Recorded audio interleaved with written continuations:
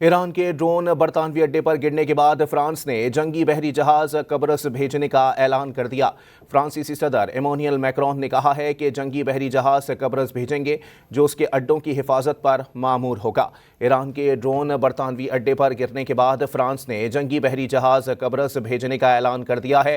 फ्रांसीसी सदर Emmanuel Macron ने कहा है कि जंगी बहरी जहाज कब्रस भेजेंगे जो उसके अड्डों की हिफाजत पर मामूर होगा। आपको बताएं कि ईरान के ड्रोन बरतानवी अड्डे पर गिरने के बाद फ्रांस ने जंगी बहरी जहाज कब्रस भेजने का ऐलान कर दिया है। फ्रांसीसी सदर इमैनुअल मैक्रोन ने कहा है कि जंगी बहरी जहाज कब्रस भेजेंगे जो उसके अड्डों की हिफाजत पर मामूर होगा।